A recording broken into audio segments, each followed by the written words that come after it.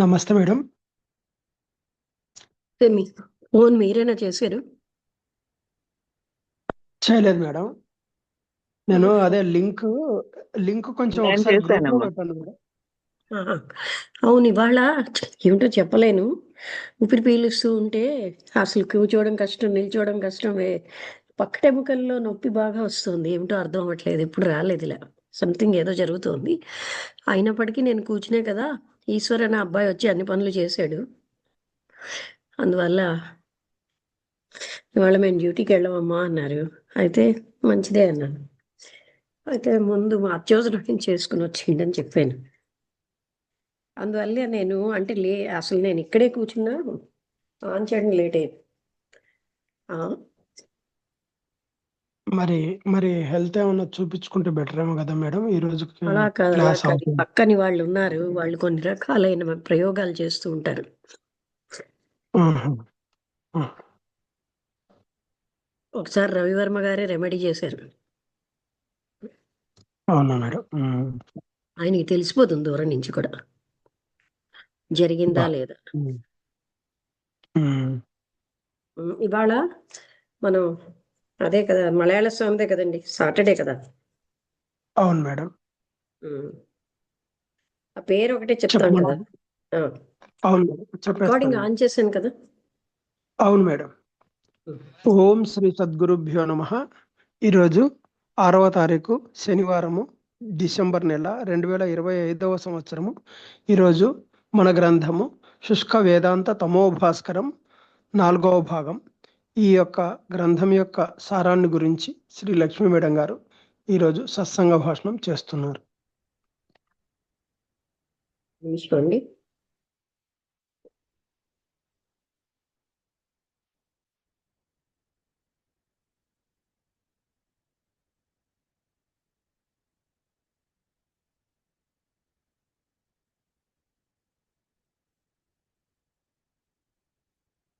అంటే నడుము స్ట్రైట్ గా ఉన్న, ఊపిరి పీలుస్తున్న, విపరీతమైన నొప్పి, కూర్చుంటే నిల్చున్నప్పుడు, నిల్చుంటే వంగడం అన్నది అసంభవం అయిపోతుంది. అందువల్ల ఇలా ఉంది పరిస్థితి. అంటే ఏమన్నా ఇన్హేలర్ లో ఏదన్నా మార్పులు ఏమైనా చేయాలనేమో ఒకసారి ఇది కావాల్సింది కాదండి, మేడం. అది నొప్పి తట్టుకోలేక ఆయాసం వస్తుంది. సరే, విపరీతమైన నొప్పి ఉంటే ఆయాసం వస్తుంది.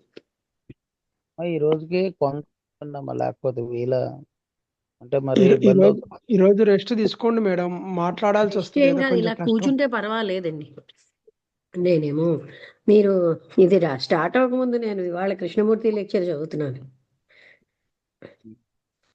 ఇవాళ సాయంత్రం ఆ అయితే లెక్చర్ ఉంది కదా. కొద్దిగా రెస్ట్ టాపిక్ ఏమిటి చెప్పండి. ఏమిటండి, అంటే ఒకటి ఆ పెయిన్ రాకుండా అటు వంగకుండా ఉంటే చాలు. అంటే నిలబడితే, కూర్చుంటే ఒకే పొజిషన్ లో ఉంటే పర్వాలేదు. మలయాళ స్వామిది కదా, మనం తీయాలి. ఈశ్వర్ కిందకి వెళ్ళాడు. అంత పని ఇవాళ తనే చేస్తున్నాడు. తను 40 కిలోమీటర్స్ దూరం నుంచి వచ్చాడండి. ఆ భగవత్ ప్రేరణ చూసుకోండి. చాలా గ్రేట్ మేడం. తనకి రావాలనిపించిన ప్రేరణేనా కాదా? అంతే, 100% మేడం. పొద్దున్న 100%. వచ్చేసరికి 100%. బస్సుల మీద వచ్చాడు. చాలా ఇది మేడం. ఓకే అండి, మొదలు పెడదాం. దక్షిణాయన విషయమును చంద్రలోక ప్రాప్తియు చెప్పుటకు కారణమేమన అట్టి మార్గము కూడా, అంటే ఏంటంటేనండి, ధూమ్ర మార్గం అని ఉంటుంది. అలాగే ఇంకో మార్గం, అది మనకి త్రిపుర రహస్యంలో చెప్తారు. అంటే ఒకటి ఏంటంటే బ్రహ్మలోకానికి తీసుకెళ్తే, ఒకటి స్వర్గానికి, ఒకటి పితృలోకాలకి. అట్టి మార్గము కూడా శాస్త్రములలో ప్రతిపాదించబడినను అది ఇట్టి ఆత్మయజ్ఞము చేయువారికి కలగనేరదు. అది ఆత్మ ని పొందిన వాళ్ళకి అలాంటి మార్గాలకు వెళ్ళక్కర్లేదు. పశుయజ్ఞ పరులకు, కర్మఠులకు దక్షిణాయన ప్రాప్తి కూడా కలగవచ్చును. మరియు సూర్యుని వంటి ప్రకాశమైన ఆత్మబోధమనడి ఎరుక కలిగి దేహం వీడిపోవారు ఉత్తరాయణ ప్రాప్తిని, ఆత్మబోధము లేక తమస్సుతో ఆవరింపబడిన స్థితిలో గలవారు దేహ వియోగానంతరము చంద్రలోక ప్రాప్తిని పొందుదురు. అంటే ఇప్పుడు చూడండి, స్వర్గంకి వెళ్ళారనుకోండి, ఆ స్వర్గంలో వాళ్ళ సుఖాలు అయిపోయాక మళ్ళీ జన్మెత్తుతారు. అలాగే అంటే అదే మళ్ళీ పితృలోకంలోకి వెళ్ళినా మళ్ళీ తిరిగి జన్మ ఉంటుంది. ఇది అంతా మనకి త్రిపుర రహస్యంలో చెప్పారు. అయితే అక్కడ ఏం చెప్పారంటే, దక్షిణాయనంలో కూడా పుణ్యాత్ములు కూడా చనిపోతారు, అంటే అందరూ పాపాత్ములే చనిపోతారని లేదని. ఆ తర్వాత ఒక్క బ్రహ్మలోకంలోకి వెళ్తే బ్రహ్మతో పాటు వీళ్ళందరూ ఎన్లైటన్ అయ్యేంత వరకు అక్కడ ఉండి, ఆ తర్వాత వాళ్ళు ఆ బ్రహ్మలోకంలోకి వెళ్తే మాత్రమే ఎన్లైటన్ అవుతారు. మరియు సూర్యుని వలన ప్రకాశమైన ఆత్మబోధమనడి ఎరుకగలిగి దేహం వీడిపోవారు ఉత్తరాయణ ప్రాప్తిని, ఆత్మబోధము లేక తమస్సుతో ఆవరించబడిన స్థితిలో గలవారు దేహ వియోగానంతరము చంద్రలోక ప్రాప్తిని పొందుదురు. అవి రెండు ఇడా కట్టేయండి ఇడా పింగళులకు సంబంధించిన సూర్య చంద్రనాడు లగును. వీటి రెండింటికి మధ్య నుండే సుషుమ్నా నాడిలో నుండు మహాత్ముడు అఖండైక జ్ఞాన స్వరూపము గలవాడను. ఇడా పింగళాకి మధ్యలో సుషుమ్నా నాడి ఉంటుంది. అతను ఏకత్వానుభూతిని పొందుతున్నాడు. అఖండైక జ్ఞాన స్వరూపము గలవాడగును. అగుటి చేపై చెప్పిన వారికి వలె లోకాంతర ప్రాప్తి అట్టి యోగి కలుగక బ్రహ్మాత్మైక్య జ్ఞాన సాక్షాత్కారం ఇచ్చటనే కలిగి పరిపూర్ణ మోక్ష సౌఖ్యమును పొందగలను. మహానారాయణ ఉపనిషత్తునందు ఈ ఆత్మయజ్ఞమును ఆకరుణ చెప్పుట ఈ చరాచర జగత్తు అంతటా బ్రహ్మభావన కలిగి ఉండుటయే గొప్ప జ్ఞానయజ్ఞమని తెలుపుట కొరకై ఉండును. అంటే మహానారాయణ ఉపనిషత్తులో కూడా ఆత్మయజ్ఞము అంటే ఇక్కడ యజ్ఞం కాదండి, ఇది ఆత్మతత్వాన్ని పొందాలి అనేటటువంటి పొందే అందులోని కలిసి ఉండే స్థితి అన్నమాట.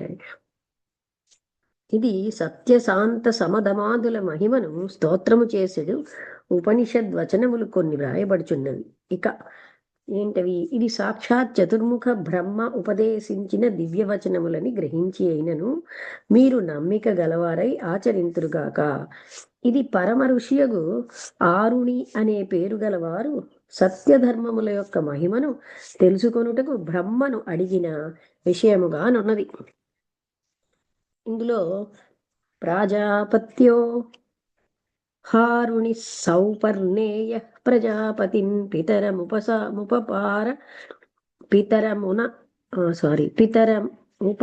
ఉపసపార కిం భగవంతః పరమం వదంతీతి తస్మై ప్రోవాచ సత్యేన వాయురావాతి సత్యేనాదిత్యో రోచతే దివి సత్యం వాచః ప్రతిష్ఠా సత్యే సర్వం ప్రతిష్ఠితం తస్మాత్ సత్యం పరమం వదంతి. తపసా దేవా దేవతామగ్ర ఆయం తపసాశ్రయస్సు వరస్వవిందం తపసా సపత్నాత్ ప్రణుదామరాతీం తపసి సర్వం ప్రతిష్ఠితం తస్మాత్ తవః పరమం వదంతి. దమేన దాంతాః కిల్భిషమవధూన్వంతి దమేన బ్రహ్మచారిణ సువరగచ్చన్ దమా భూతానాం దురాధర్ష్యం దమే సర్వం ప్రతిష్ఠితం తస్మాత్ దమః పరమం వదంతి. శమేన శాంతా శివమాచరంతి శమేన నాకం మునయోన్వవిందం శమా భూతాన నారి దురాధర్ష్యం శమే సర్వం ప్రతిష్ఠితం తస్మాత్ క్షమః పరమం వదంతి. దానం యజ్ఞానాం వరూధం దక్షిణాం లోకే దాతారం జీవంతి దానే నారాతీరంతపానుదంతి. దానేన ద్విషంతో మిత్రా భవంతి దానే సర్వం ప్రతిష్ఠితం తస్మాత్ దానం పరమం వదంతి. ధర్మో విశ్వస్య జగతః ప్రతిష్ఠా లోకే ధర్మిష్టం ప్రజా ఉపసర్పంతి. ధర్మేణ పాపమపనుదతి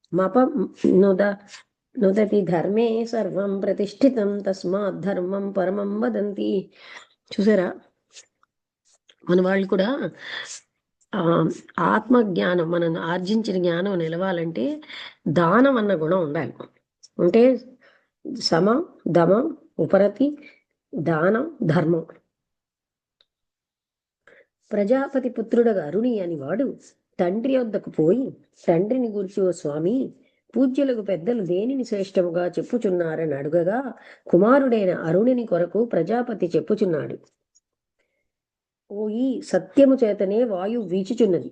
నేను చెప్తాను కదండి, సత్యేన ధార్యతే పృథ్వీ, సత్యేన తపతే రవిః, సత్యేన వాతి వాయుశ్చ, సర్వం సత్యే ప్రతిష్ఠితం.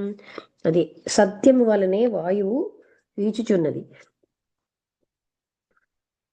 సత్యము చేతనే సూర్యుడు అంతరిక్షమునందు ప్రకాశించుచున్నాడు. సత్యమే వాక్కునకు ఉనికి అయి ఉన్నది. సత్యమునందే సర్వము అణిగి ఉన్నది. సర్వం అంటే సత్యే ప్రతిష్ఠితం కనుక సత్యమునే శ్రేష్టముగా చెప్పుచున్నారు. ఇదే ప్రకారము తపస్సును, బాహ్యేంద్రియ నిగ్రహమగు దమమును, అంతరింద్రియ నిగ్రహమగు సమమును, దానమును, ధర్మమును, వీటిని ఈ మంత్రమునందు చెప్పిన ఆయా కారణముల వల్ల శ్రేష్టములుగా చెప్పుచున్నారు. బ్రహ్మజ్ఞాని యొక్క అభివృద్ధి అంతయు పై చెప్పిన సత్యధర్మ శాంత సమధమాదులతో గలదు. వీనిని ప్రాణము కన్నా ఎక్కువ ప్రేమించువారు ఋషులచే పొందబడిన దైవస్థితి పొందగలుగుదురు. ఇక కర్మయజ్ఞం యొక్క నిందయు, జ్ఞానయజ్ఞం యొక్క మహిమయు సూత సంహితలో చెప్పబడినది చూడుడు.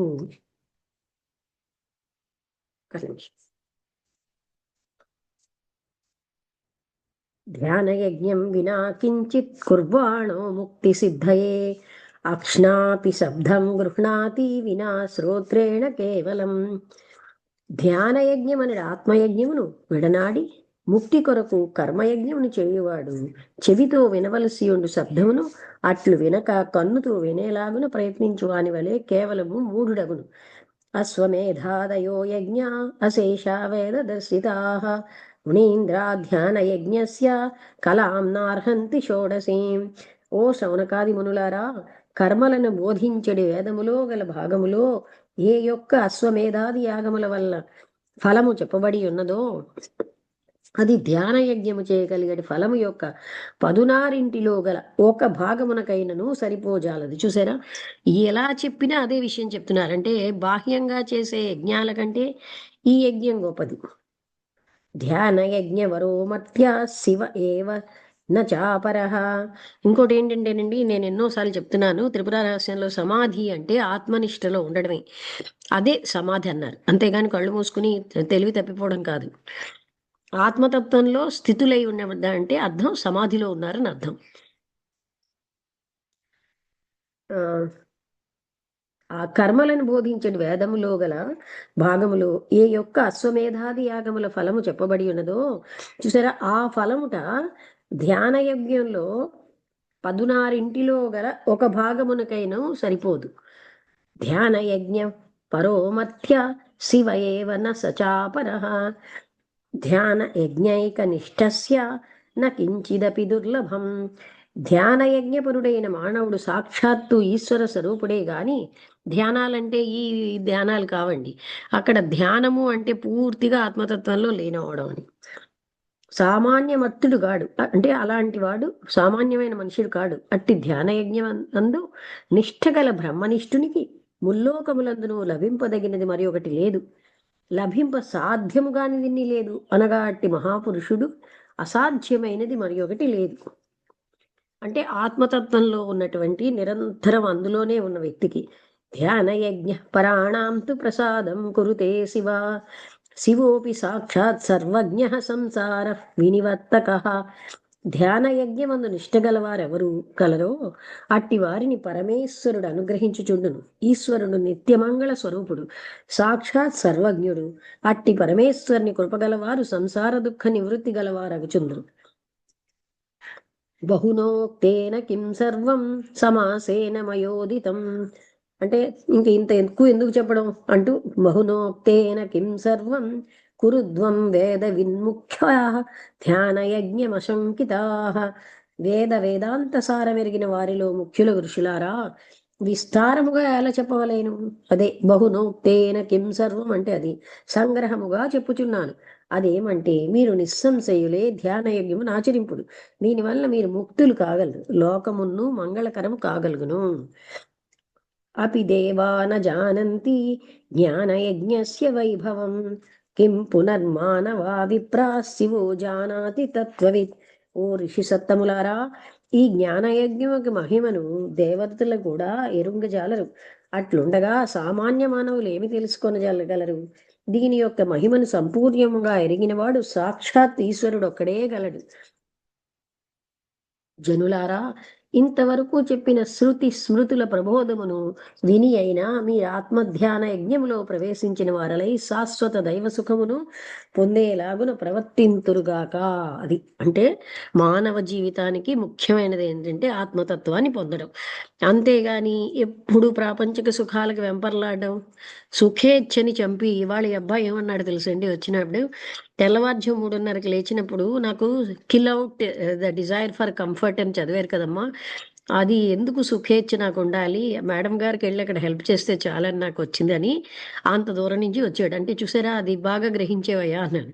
సుఖేచ్ఛ, సుఖంగా ఉండాలి బాడీ అనే ఇచ్ఛని చంపిమన్నారు. నైష్కర్మ సిద్ధిలో శ్రీ సురేశ్వరాచార్యులు అనగా పూర్వ మీమాంస కర్మ యజ్ఞములకు ఆచార్యుడై ఉండిన మండనమిశ్రుడు వచించినది చూడుడు. ఇది పృష్ఠధియాం వాచ స ప్రజ్ఞాధ్యాత్మచేతసాం ఋష్యంతే యజ్ఞశాలాను ధూమా నద్ధధియాం కిల. ఈ పూర్వపక్షవాది కర్మలయందు అతి శ్రద్ధ గలవాడై నిరంతరము జ్యోతిష్ఠామ చాతుర్మాస్యాది యాగములను చేయుచు యాగశాల ఎందే అన్నం ఉన్నందున అతని చిత్తం అచ్చటి పొగచేత వ్యాపించబడి మలినమైపోవటచే విభ్రాంతుడే ఈ విధముగా ఘోషించుచున్నాడు కదా. చూసారా, యజ్ఞాలు చెయ్యి, యాగాలు చెయ్యి, ఈ పూజలు చెయ్యి, అవి చెయ్యి అన్నవన్నీ ఎంతవరకు ఎలా ఖండిస్తున్నారో మలయాళ స్వామి గారు. మలయాళ స్వామి కాదు, అవన్నీ ఆయన శాస్త్ర ప్రమాణం తీసుకుంటున్నారు కదా. ఒక శ్లోకం చెప్పి ఆ ప్రమాణం అంటే యజ్ఞశాలలో గల పొగచే నేత్రములలో మసిగూడి వేదార్థ విచారమును చక్కగా విచారంప శక్తి లేని కారణముచే కర్మయజ్ఞ పరులై బద్ధులగుచున్నారు. వేదార్థమును తెలుసుకొనుటకు విషయ విరక్తియు, ఇంద్రియ నిగ్రహము, ఆత్మ సంయమము, కుశాగ్ర బుద్ధి, అంతఃకరణ శుద్ధి కలిగి ఉండవలేను కదా. అట్టి యోగ్యత కామ్యకర్మములను భేదకర్మములను ఆశ్రయించి ఇహాముత్ర కామ్యకర్మ ఫల భోగ శక్తులు గలవారికి కలుగునా. అంటే ఇహలోకానికి సంబంధించిన కామ్యకర్మలు చేసిన వాళ్ళకి ఇలాంటి ముక్తి ఎలా వస్తుంది? అగ్నిముగ్ధో హవై ధూమితాంత స్వం లోకం న ప్రతి ప్రజానాతి ప్లవాహ్యేతే అదృఢ యజ్ఞరూపాః. అగ్ని సాధ్యములైన కర్మలయందు అత్యంత ఆసక్తి గలవాడు పొగచే ఆవరించబడిన చిత్తము గలవాడై స్వకీయమైన స్వరూపమును అంటే ఆత్మతత్వాన్ని ఎరుంగజాలడు. యజ్ఞములంటి సాధనలతో సాంసారిక దుఃఖ సాగరమును. ఇప్పుడు నేను ఎలా అయితే 10th క్లాస్ వాడు పరీక్షకి రాయడానికి వెళ్ళాలి అనుకున్నవాడు పరీక్షలు ప్రిపేర్ అవ్వడానికి సినిమాలు చూసినట్టుగా మనం ఆత్మతత్వాన్ని తెలుసుకోవడానికి పూజలు చేస్తే అదే ఫలితం. వాటిల్లోనే ఉండిపోయి మనకి ఆ తత్వానికి అంటే ఇక్కడ పూజలు చెయ్యకు, ఏమీ చెయ్యకు, భ్రష్టుడైపో అని చెప్పలే. కానీ వాటి వల్ల మాత్రం జీవితానికి సార్థకత అయినటువంటి ఆత్మతత్వాన్ని పొందలేము. ఆ విషయం మనం పదే పదే జ్ఞాపకం చేసుకుని విచారణతో ఎవరికి వారు అది తెలుసుకోవాలి, అనుభవించాలి ఆ సత్యాన్ని. అప్పుడు అవి డ్రాప్ అయిపోయి అసలైనది మిగులుతుంది. అంతేగాని అటు కాక ఇటు కాక పాషండుల్లాగా జీవించకూడదు. అగ్ని సాధ్యములైన కర్మలందు అత్యంత ఆసక్తి గలవాడు పొగచే నావరింపబడిన చిత్తము గలవాడై స్వకీయమైన స్వరూపమును అంటే ఆత్మతత్వమును ఎరుంగజాలడు. యజ్ఞములనడి సాధనలతో సాంసారిక దుఃఖ సాగరమును భరింపజూచువాడు ఓటి ఓడలో పొగ తరణము చేయదలంచిని వాని వలె భ్రమనొందిన వాడవును. ఇప్పుడు మహాత్ములు ఏం చెప్పారు అంటే ఆత్మతత్వమే ముఖ్యం గనక రూపంలో ఉన్న భగవంతుడిని యాక్సెప్ట్ చేయమన్నారు. ఆ తర్వాత మరొకరు వచ్చి లేదు లేదు రూపంలో ఉన్న భగవంతుడే మనం అంటే కింద స్టెప్కి లాగారు. పై స్టెప్ నుంచి దివ్య జ్ఞానాన్ని కింద స్టెప్కి లాగడం అన్నది అది ఏంటంటే పక్కదారి పట్టించడం. ఈ పూజలు చెయ్యి, స్తోత్రాలు చదువు, ఈ మా పాదాలకి నమస్కరించు, ఇవన్నీ మనకి దివ్య జ్ఞానంలో లేవు. కారణం పరమాత్మతత్వం అన్నది మనకి ప్రమాణం ఏమిటంటేనండి భగవద్గీత, బ్రహ్మసూత్రాలు. మన క్లాసుల్లో మనం బ్రహ్మసూత్రాలు కూడా నేను చెప్పాను. తర్వాత ఉపనిషత్తులు కొన్నే మనం చెప్పుకున్నాం. అయితే వీటి యొక్క ఇవి ఏవి కూడా పూజలు చేయమని చెప్పట్లేదు, కేవలం ఆత్మతత్వం ముఖ్యమనే చెప్తున్నాయి. మరి స్టాండర్డ్ మనకు అవే, వాటిని ప్రస్థానత్రయం అంటారు. దివ్యజ్ఞాన సమాజంలో పరమగురు చరణ సన్నిధి, మౌనవాణి, మోక్ష మార్గ ప్రదీపిక, ఈ మూడింటిని ప్రస్థానత్రయం అంటారు. చిన్న చిన్న పుస్తకాలు కానీ చాలా జ్ఞానం ఉంది అందులో. అలాగే యజ్ఞములనటి సాధనలతో సాంసారిక దుఃఖ సాగరమును భరింపజూచువాడు ఓటి ఓడలో సాగర తరణమును చేయదలంచిన వాని వలె, ఓటి ఓడ అంటే బహుశా పాడైన ఓడేమో, భ్రమనొందిన వాడగును. అంతరేణ విధిమోహాత్య కుర్యాత్ సాంపరాయకం న తత్స్యాదుపకారాయ భస్మనీవ హుతం హవిః.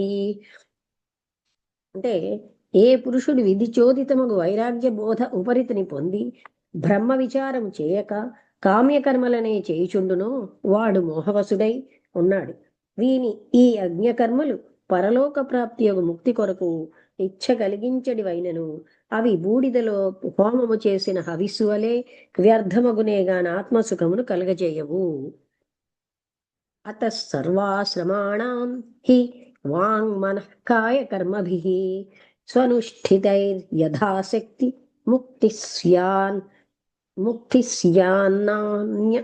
అన్య సాధనాత్. అంటే ముక్తి కంటే అన్య సాధనం ఏమీ లేదు. కావున బ్రహ్మచర్య, గృహస్థ, వానప్రస్థ, సన్యాసాశ్రములలో నుండే వారికి ఎవరికైనాను చక్కగా అనుష్ఠించబడిన మనోవాక్కాయ కర్మల శుద్ధి చేతనే మోక్షము సిద్ధించును. అనగా సాత్వికాహార బ్రహ్మచర్య తపస్సులచే కాయశుద్ధియు, సత్యదయా శాంతములు కలిగి ఉపనిషత్ పఠన ప్రణవాది జపములచే ఇచ్చారా, పెట్టి వెళ్ళిపోయారా? సరే, మీ పని అయిపోయిందా? కిందని అయిపోయింది, పైన చుట్టూ ఆ తర్వాత మీరు వెళ్ళి మీ పని చూసుకునే రండి. ఏంటంటే ఎలా అయినా సరే తప్పదు కదా మనకు. మీరు అందుకని పని మానివద్దు. నాయుడు గారికి చెప్పండి, పని చేసుకోండి. రక్ష తీసుకొచ్చి అప్పుడు మళ్ళీ అలా వద్దండి, అంత దూరం ఏం పర్వాలేదు. నేను భరిస్తున్నాను కదా, పొద్దున్న తెల్లవారుజాం కంటే డే టైం కొంచెం తగ్గుతుందేమో కదా.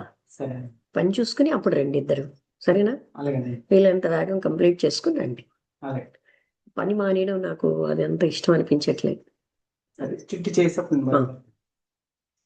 నేను ఇవాళ మరి మీకేం చేయడానికి టైం లేదు, మరి వెళ్ళిపోతాను అంటున్నాను. సరే,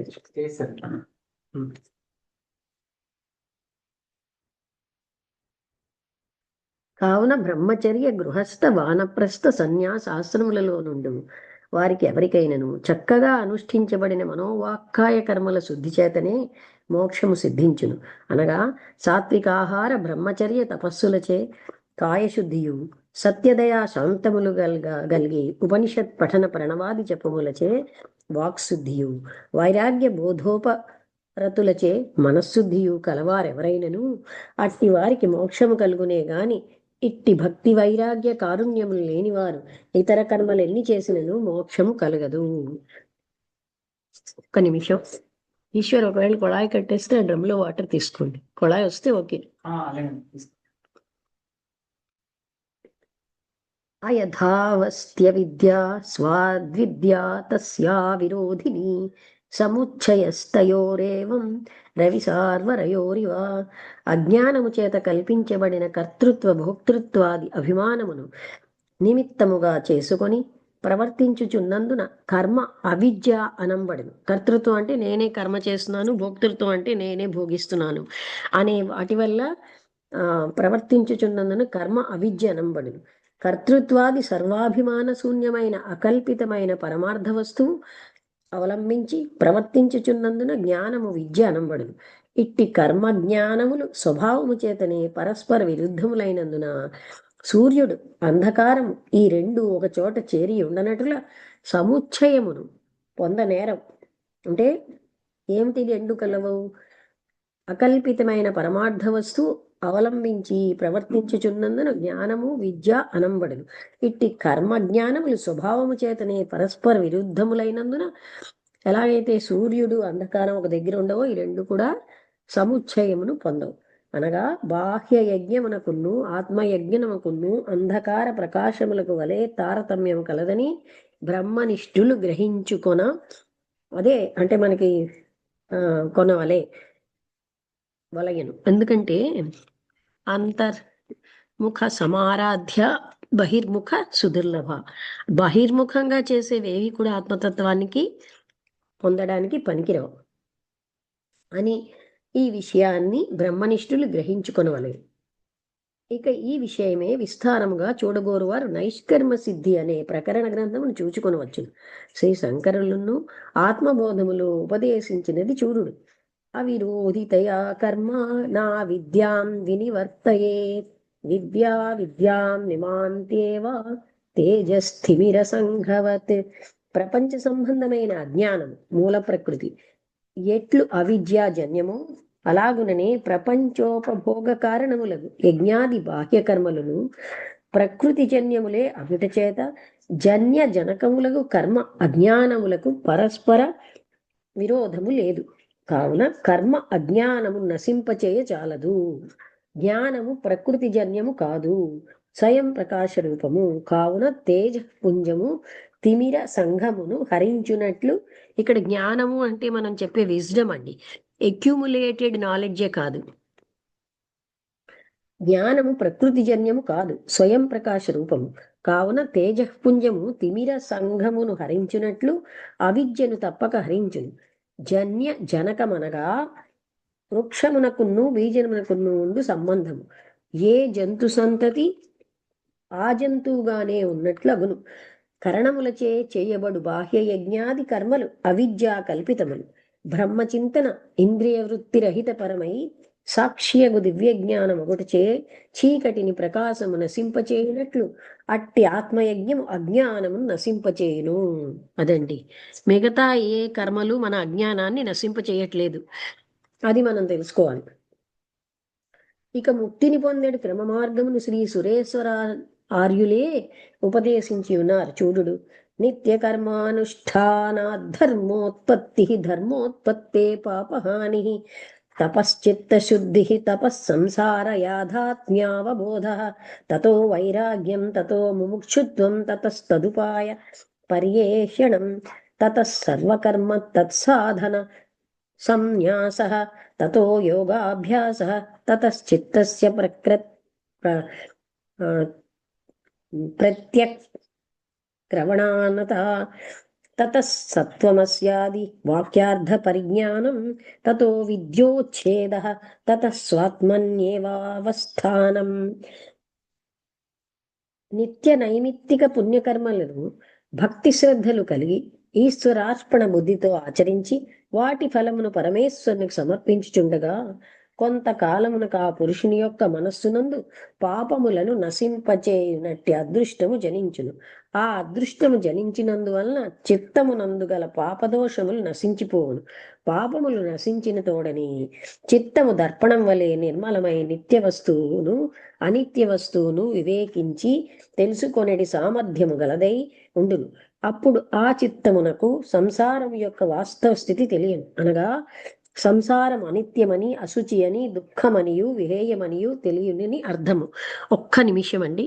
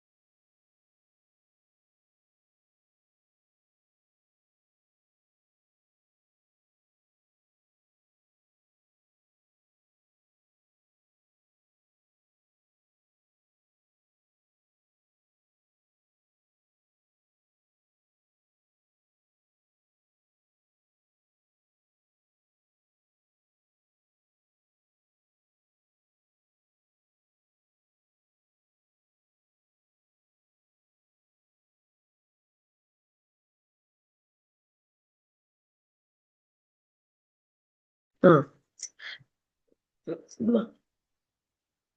చాలా కష్టంగా ఉంది.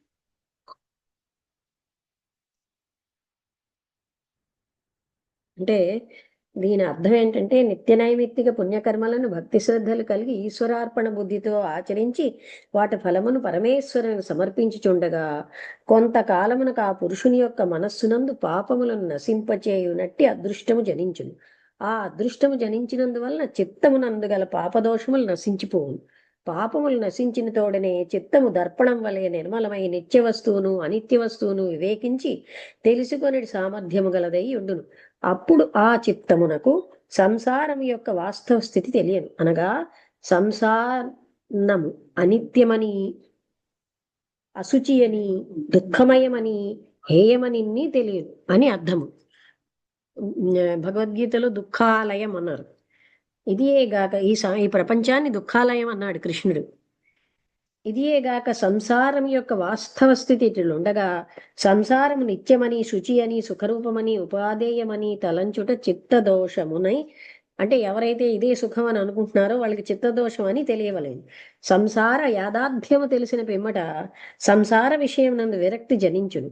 విరక్తి పుట్టిన పిదప నిత్యమై శుద్ధమై పరమానంద రూపంపైన ముక్తి అందించ కలుగును. పిదప ఆ మోక్షమునకేది సాధనమో దానిని విచారించును. మోక్ష సాధనలు నెరింగిన పిదప వాటిని అనుష్ఠించుటకు సాధనములైన గృహస్థ కార్యములను ప్రతిబంధకములుగా తోచి వాటినన్నిటినీ యథాశాస్త్రముగా పరిత్యజించి వైరాగ్య జీవితమును పరిగ్రహించును. తర్వాత సద్గురు సన్నిధి యందు వేదాంత వాక్యముల యొక్క అర్థమును గ్రహించి మనోవిశుద్ధత కొరకు దీర్ఘచింతనకు అనుగుణమగు యోగము అవలంబించును. తరువాత వేదాంతముల యొక్క అర్థమును సంశయ విపర్యయములు లేకుండా గురుముఖత గ్రహించ ప్రయత్నించును. ఇది ఏ శ్రవణము అనంబడును. దీని అర్థమును యుక్తులతో చేర్చి మనస్సులో ఆలోచించి నిశ్చయించుకొనుట మననము అనంబడును. నిశ్చయించుకొని అర్థమును మనస్సులో చిరకాలము భావించుట నిధిధ్యాసనం అనబడును. ఇక్కడికి ఆపుదామండి, ఎందుకంటే టైము 2 minutes ఉంది. ఆ 2 minutesకి తగింది చదివేస్తాను. అయితే ప్రత్యేగాత్మ యందు ప్రవర్తించి తదేకాయత్తమై ఉండును. అనంతరము వేదాంతముల యందు గల తత్వమసి, అహం బ్రహ్మాస్మి మొదలైన మహావాక్యముల యందు చెప్పబడిన జీవ బ్రహ్మైక్య జ్ఞానం ప్రత్యక్షముగా ఆవిర్భవించును. అందువలన సూర్యోదయము కాగానే అంధకారము నివర్తించినట్టుల అనాదికాల ప్రవృత్తంబైన అజ్ఞానము నిశ్శేషముగా నశించిపోవును. అనంతరము స్వరూప స్థానము గలుగును. ఇది దైవ సాక్షాత్కారమైన జ్ఞానం. ఇదే మోక్ష సౌఖ్యమును కలగజేయునది. దీనికి చెప్పవలసిన పరంపరా మార్గము సోపానక్రమం అనుసరించి చెప్పడమైనది. ఇది అనన్యమైన దైవభక్తి చేతను, జీవ కారుణ్యము చేతను, విషయ విరక్తి చేతను మనుష్య మాతృలందరికీ కలుగును, సందేహము లేదు. మనము ఆత్మజ్ఞానానికి సంబంధించిన పుస్తకాలు చదువుతున్నప్పుడు ఫస్ట్ పార్ట్ చూసి ఇదేంటో అనుకున్నాం, కానీ ఇతను కూడా చాలా డీప్గా చెప్తున్నారు. ఇది మనకి ఇందులో చెప్పబడింది. అతో మద్భక్తియుక్తస్య జ్ఞానం విజ్ఞానమేవ చ వైరాగ్యం చ భవచ్చీఘ్రం తతో ముక్తిమవాప్నుయాత్. దీని అర్థం పైన వ్రాసినదే. ఒక విత్తనమును భూమిలో పెట్టి పెంచుచుండిన ఎలాగున స్వయముగా అంకురించి వృక్షమై చిగురించి పుష్పించి కాయగాచి ఫలము పండి స్వయముగా చెట్టు నుండి రాలును, అలాగే దైవస్మరణ అనగా బ్రహ్మ